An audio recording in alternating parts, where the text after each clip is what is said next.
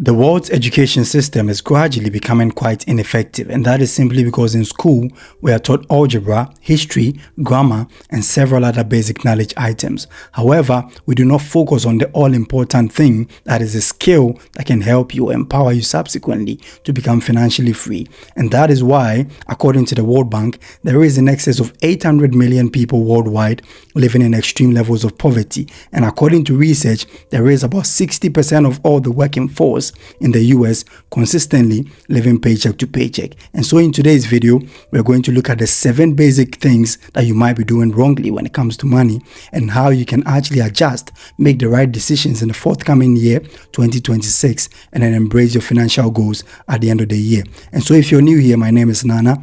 I hold a master's degree in business finance, and on this channel we discuss everything personal finance and personal development.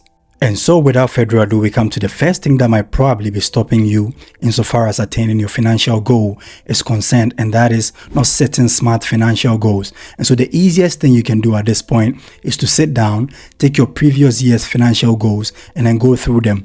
And that would give you a fair idea of what your strengths are, but more importantly, what your weaknesses are, and what you can do subsequently to correct all those mistakes that you made in the previous years. And then try and then make sure that those goals are simple, in that it becomes very, very easy, and it is within your area of competence or your scope or your ability insofar as your income is concerned. So make sure that the goals are specific, they are measurable, they are attainable, they are relevant, and of course time bound. Now time bound meaning that it has to happen within the next 12 months. So usually from January 2026 all through to December 2026. And it should be specific in that you shouldn't just go about saying that I want to save in the year 2026. Sit down and then come up with a figure, and that would subsequently help you to come up also with systems or break those goals down into tiny actionable steps that would help you to make informed decisions every step along the way in the pursuit and the attainment of your goals. This brings us to the second bad money mistake that must have probably stopped you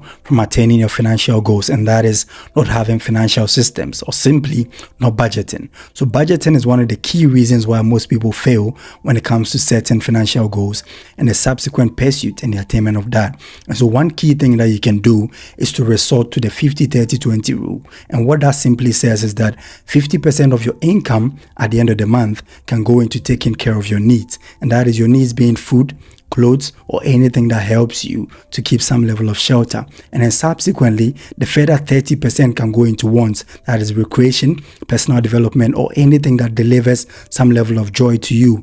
And then the remaining 20% can take care of any existing debts or any contributions into your emergency fund or your savings or investments if need be. And so that is one of the easiest ways to budget and subsequently ensure the right discipline and to stay on track towards the attainment of your goals. Also, what you can do is to resort to an even simpler method, and that is the 80-20 rule of budgeting, which simply says that 80% of your income at the end of the month should take care of your needs and anything that grants you some form of joy or happiness. And then the further 20% can go into taking care of any existing debts, savings, or investing. And so these are the 2 main things that you can do in order to protect your finances and your progress altogether. This brings us to the third bad money mistake that probably stops you from attaining your goals, and that is not having an emergency fund. So an emergency fund, for the avoidance of doubt, is any fund that is specifically earmarked to take care of any unforeseen financial turmoil or things that are likely going to affect your chances of hitting your financial goals. And so what you can do simply is to set automated payments into your emergency fund. But what you need to do simply is to calculate how much you need in an emergency fund. And this is how experts actually prescribe. You calculate how much you need in your emergency fund. Sit down and then ask yourself the simple question: how much do I need in order to take care of my basic living expenses per month? And then multiply that figure by 6, and that is how much you actually need, in that you should be able to cover anywhere between 1 month and then 6 months of your basic living expenses of your emergency fund. And that will subsequently cushion you and avoid the chances of you having to dip into your savings or your investment, which also affect your ability to hit your financial goals at the end of the year. And so what you simply want to do is to create an emergency fund to take care of those needs. This brings us to the fourth money mistake that you want to take notice of, and that is maxing out on your credit card.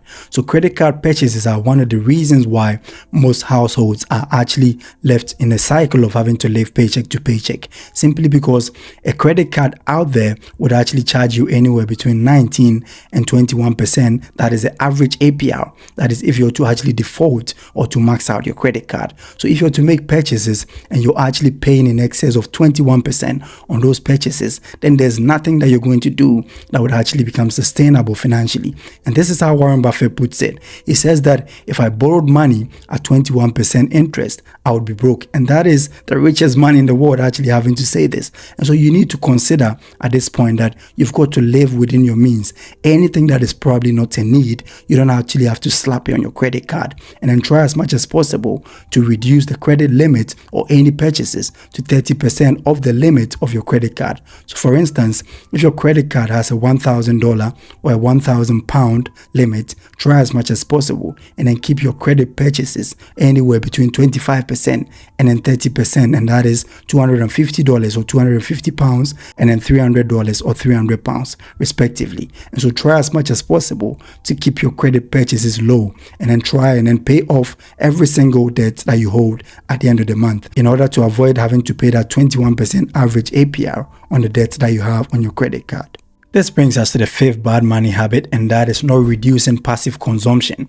So according to research, BBC states that the average household in the UK and in the US spends anywhere between 80 to 100 hours every single month on having to watch telly. And this is how you can actually take advantage of those extra hours. You can actually start a side hustle or try as much as possible to learn a new skill, which also increases your ability of earning altogether. Because 2026 is going to be one of the smoothest years that you can ever think of financially, according to the IMF and the World Bank's projections. And so try as much as possible to take advantage of the lowering interest rate and the lowering inflation rate, and then try and then put your money to use. And the only way that you can put your money to use is to learn how to invest, or probably even starting a side hustle, which also increases your chances of becoming financially free at the end of the year.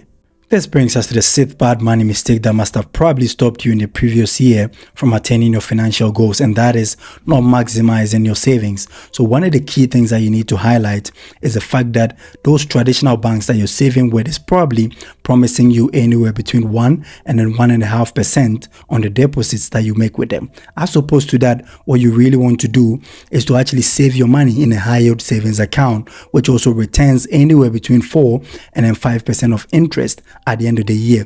So you're just saving the money, but the money is also working tirelessly, just as you also work tirelessly on the side to bring in that check at the end of the month. And so try and then put your money to use, and then try and then maximize your savings. And that can only be done by putting your money to use in the form of you having to put money in high yield savings account, or investing by way of dollar cost averaging in the stock market, which we'll be talking about deeply in the next point. This brings us to the seventh bad money mistake that you might actually want to take notice of, and that is the fact that you've got to start investing, but also start investing quite early enough. And I've heard several misconceptions. However, the most dominant amongst them is the fact that people think that you need huge lump sums of money before you can start investing.